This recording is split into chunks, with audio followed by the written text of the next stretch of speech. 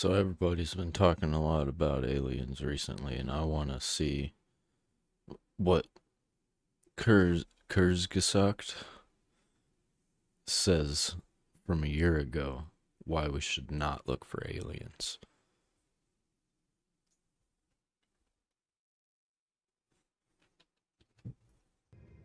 The universe is incredibly big and seems full of potential It's for so life, big. with billions of habitable planets.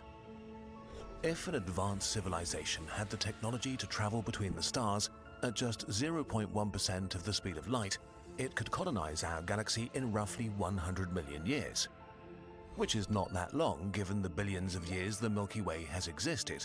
So, in principle, any spacefaring civilization should be able to spread rapidly over huge sectors of the galaxy. And yet, we see nothing, hear nothing. The universe seems empty, devoid of others. This is the Fermi paradox, which we've discussed in more detail in other videos. Confronted with the seemingly empty universe, humanity faces a dilemma. We desperately want to know if we are alone in the Milky Way. We want to call out and reveal ourselves to anyone watching, but that could be the last thing we ever do.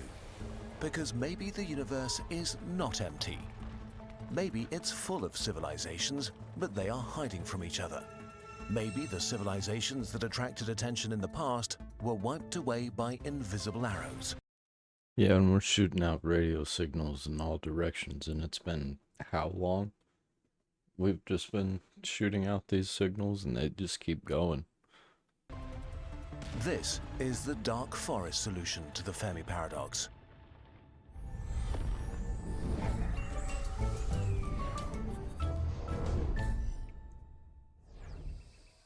The way of life. The hunter awakes in his hiding place and carefully listens for suspicious noises from the thick undergrowth before he gets up. Another night has passed without incident. The forest is dark and full of fog. He considers calling out to others to end his loneliness, but stops himself at the last moment. What if they are like him? All living things seek to survive, secure resources, and multiply. Their greatest obstacle are other living things that share the same objective. Competition between species favored the survival of beings with advantageous traits. Our ancestors were inventive, competitive, expansionist, and greedy for resources, which led them to winning the competition for our planet. Today, most other animals are so utterly at our mercy that we wipe out about a dozen species a day, just as an unintentional byproduct of how we like to run Is that true? Do we actually destroy that many species every day? things.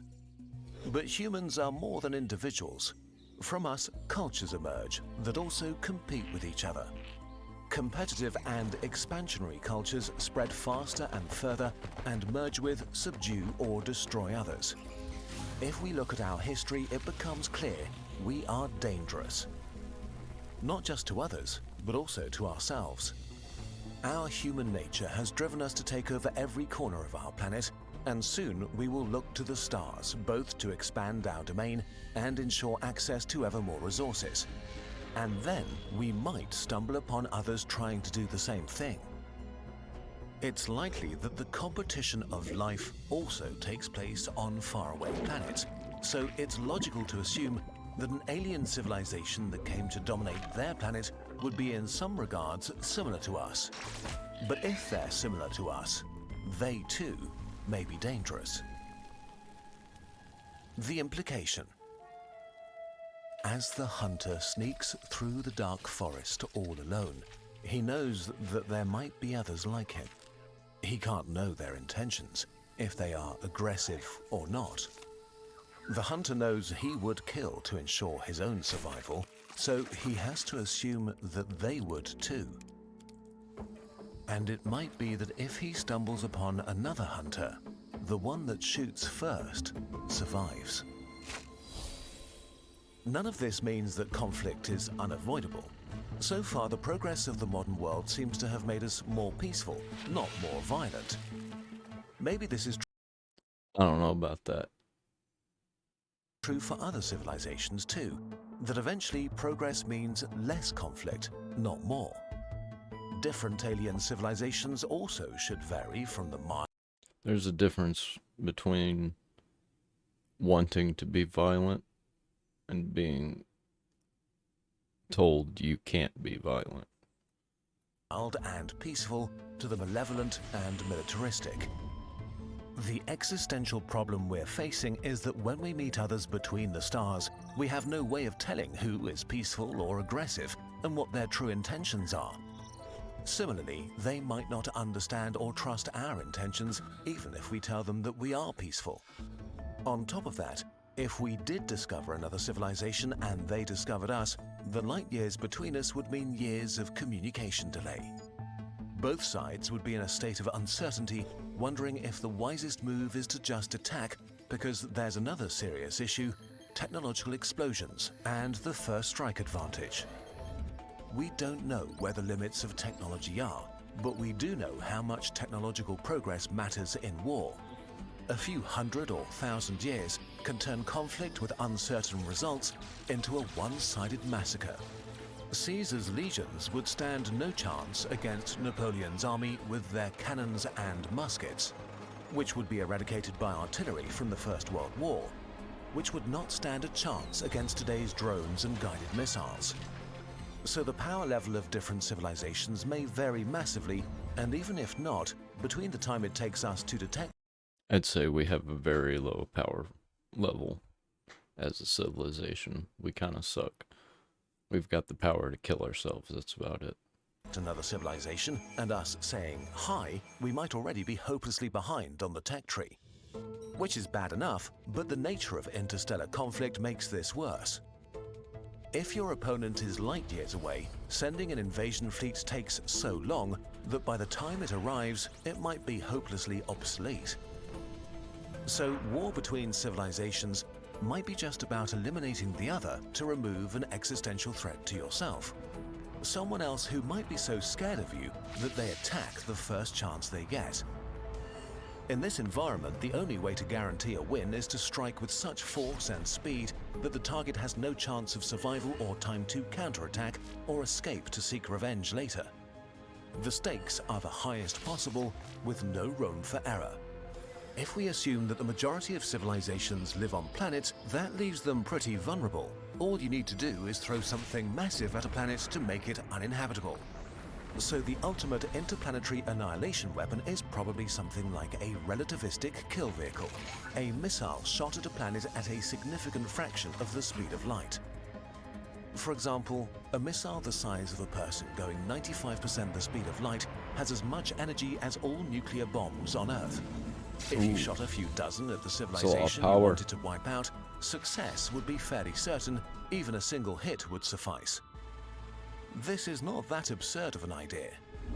A civilization only slightly above us on the Kardashev scale would have enough energy to send multiple strikes against I think we're going to end up blowing up a planet just to see what happens. every planet it We suspects get of harboring powerful life. enough. What makes these weapons so sinister is how much they favor a first strike, since they would be so fast that it might be impossible to protect yourself effectively against them once they're launched. Conflict between civilizations may not be lengthy affairs, but rapid winner-takes-all situations, where the first one to shoot wins. This makes any civilization an existential threat to any other. And if every civilization is an existential threat to every other, there may be only two kinds of civilizations out there: quiet ones and dead ones. So, what should we do? Should we worry? It's unlikely that anybody has noticed humanity yet. The radio signals we've transmitted in the last 100 years traveled a relatively tiny distance and have long decayed into unreadable noise. At our technological stage, if we don't actively try to get noticed, and if nobody specifically looks at our pretty unremarkable solar system, we'll stay hidden. But one day we will venture into space in a serious way and need to consider these kinds of questions again. We don't know if there are others or if we are going through the forest alone. But we have no way of knowing for sure. For the time being, it seems the best we can do is to carefully listen. And even if we see others step into a clearing and make themselves known, we should not reply right away, but carefully watch them from the undergrowth. Perhaps we are also thinking about this all wrong by allowing our primitive brain that evolved in the context of the gruesome competition of life to conjure fears of predatory aliens all around us. Maybe the fact that we are looking at the universe like this is a sign that we are not grown up yet as a species. There could be a friendly, welcoming community of alien civilizations waiting to hear from us when we are ready. As for now, the good news is there is actually little we need to do. We just need to be thoughtful about the signals we send out into the galaxy. We need to watch the sky and learn more about our galaxy, our forest. Because whatever the nature of our forest is, full of dangers or friends, or nobody at all, only careful observation can tell. So, let's do that. At last, the hunter reaches a clearing and finds a comfortable position. Slowly, the sun melts the fog away. Lost in thought, he admires the vegetation until suddenly, he is eye to eye with another hunter, frozen in terror, just like himself. His mind is racing, considering all the different options. The hunter takes a deep breath and makes a decision. Maybe the only way out of the dark forest is to step into the clearing together. And with this hopeful picture, we say goodbye to the year 12,021 of the human era. It was a wild year to say the least, still much more fun than 12,020.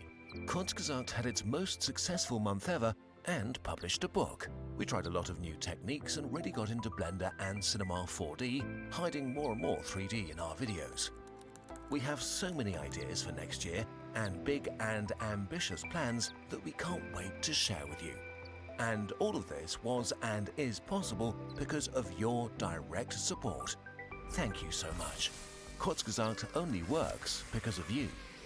So in tune with the end of the year, we've designed a few products that will help you to visualize your place in the universe. Yes, some products. Our very shiny The Night Sky poster shows you the little piece of space we can see from Earth with our own eyes, or travel further out with our stellar zoom collection that depicts our home in space That's from an cool. increasing distance. Or dream with our space-themed notebooks, scenic posters, and pins. We design and produce every single product with great care. Getting So, that bird's kind of old news now, I guess, huh? something from our shop is the best way to support Kurzgesagt. We hope you have a wonderful end of the year, and that 12,022 is more fun and less exciting than the last 2 years. Thank you for watching. You're welcome.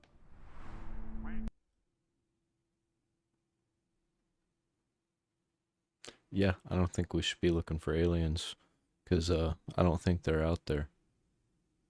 I think if we come across anything, they're actually demons. So yeah.